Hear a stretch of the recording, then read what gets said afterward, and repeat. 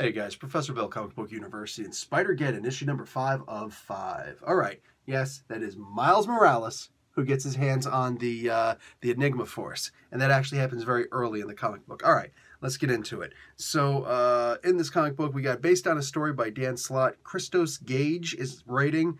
The pencilers are Jorge Molina or George Molina. I think that's actually George Molina. Anyway, Mr. Molina, Carlo Barberi, Stefano Caselli, and Joey Vasquez. On inks, Jay Lyston, Jose Marzan Jr., Stefano Caselli, and Joey Vasquez. On colors, David Curiel. Letters, VC's Travis Lanham.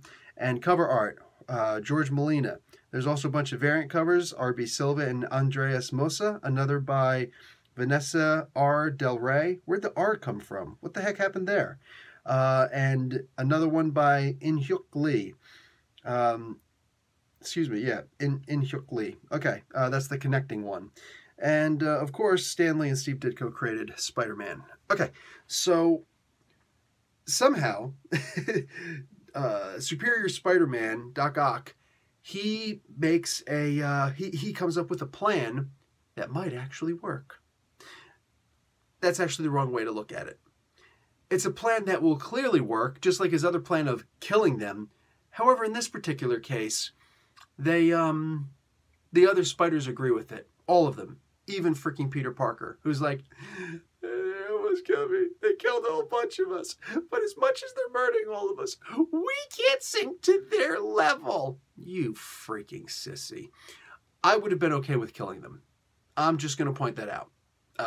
Maybe I just come from a different time. Maybe I just simply have certain aspects about me in my past where I'm just like, no, you tried to kill me.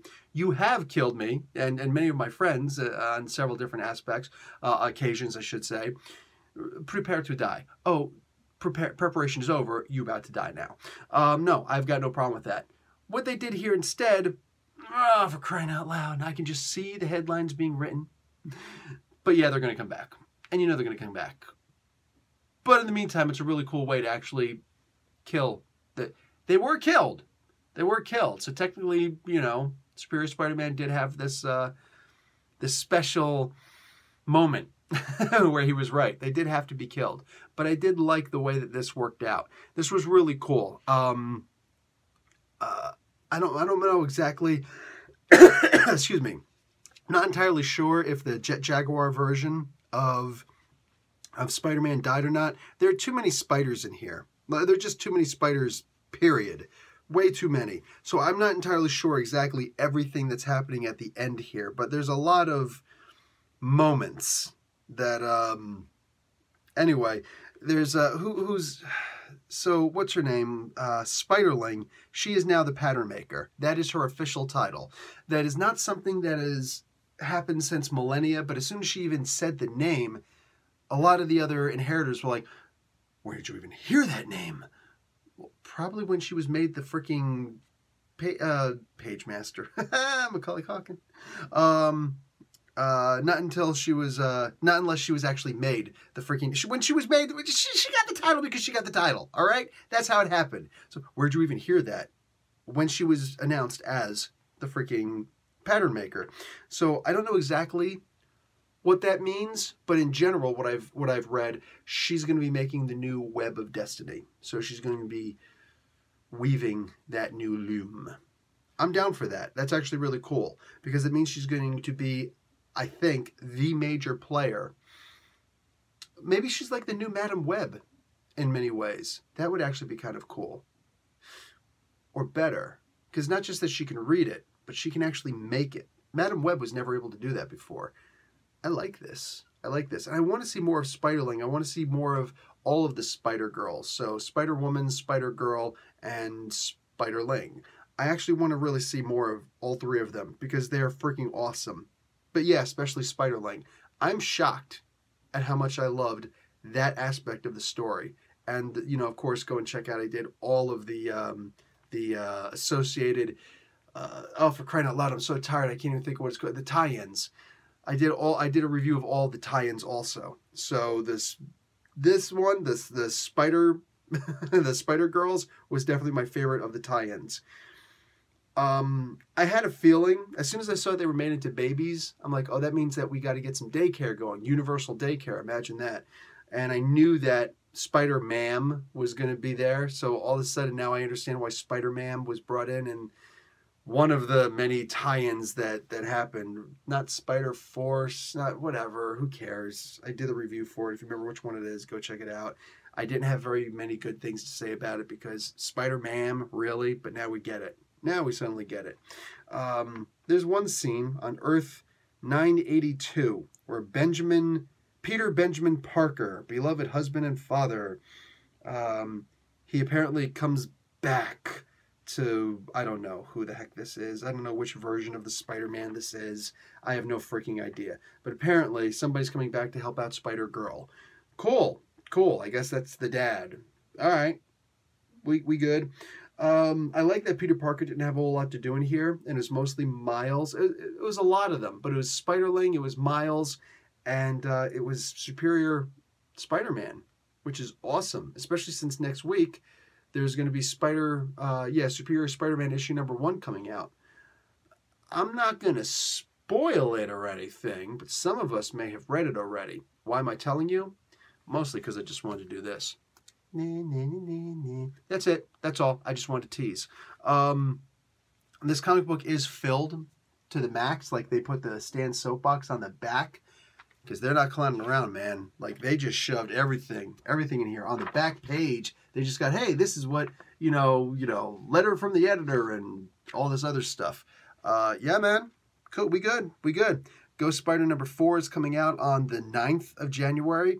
Miles Morales Spider-Man just came out last week. I reviewed that. Spider-Man #1 is on sale the day after. So, yeah, the day after Christmas. That's the reason why all this stuff came out early, because, yeah. Anyway, they really check this up. I actually jacked up my comic book. I just want to point this out. These covers, I'm hoping Marvel never, ever does these stupid covers again. Yes, in honor of Stan Lee. Go and read any of the Jinx World comic books this week, specifically I know Pearl, issue #5, I think it is, 4 or 5, I think issue 5. Anyway, the issue of Pearl that came out this week has a tribute in there to Stan Lee from Brian Michael Bendis, several pages, and it's effing beautiful. Damned beautiful.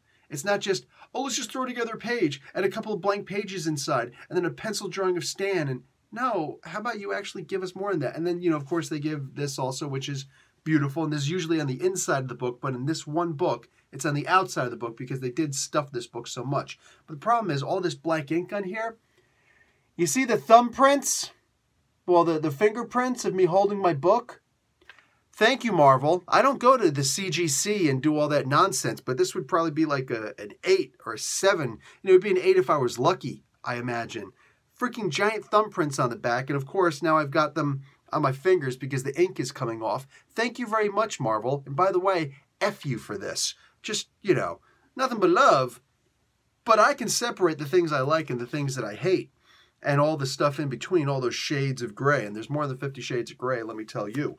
But, yeah, I'm really angry at you for this. This is nonsensical. This is boorish on your part. How dare you? I'm really bothered by that. Anyway, yeah. I wish I would have recognized that was going to happen later. I don't usually look at the back covers of comic books when I'm reviewing them. I would have put this in my This Week in Comics. I would have done this tirade in my This Week in Comics video. But I'm really bothered by how dumb that was on the part of Marvel. Whatever, maybe it was intentional. It's like, oh, you'll mess it up, and then you'll go back and you'll get another one. You won't take it out. You'll bring it right to CGC, and I don't think anybody really cares about Spider-Geddon issue #5, so I don't think that really worked for you, Marvel. But hey, man, they did it with a bunch of comic books. In fact, a lot of the comic books, here's Life of Captain Marvel, the whole back, except for the barcode, is black. Yeah, I get all the black. I get it. You're really sad Stan Lee died. But again, look at what they made me do to my comic books by me not realizing this was going to happen. This is me just trying multiple. It's like, what am I going to wear a pair of freaking white gloves when I read my comic books? Because I don't want my comic books to be ruined. So, yeah, I'm really mad. And it's hard to, like, unfortunately, this affects how I feel about the comic books. I'm not a robot. There are a lot of reviewers out there who just get on there. well, this is what happened in the comic book, and it did this and this and this, and I thought it was a kind of okay book, and here's my superfluous grade that can't be compared with anything else that I do because you'll see right through me. No shade on anybody, no shade on any names, anything like that, just the idea that I actually speak with emotion when I review my comic books, and unfortunately, that nonsense, that affects how I feel about it. So, yeah, not cool, Marvel. F you. F you very much. Keep on making awesome comic books. I can separate. Professor Bill, Comic Book University. Class dismissed.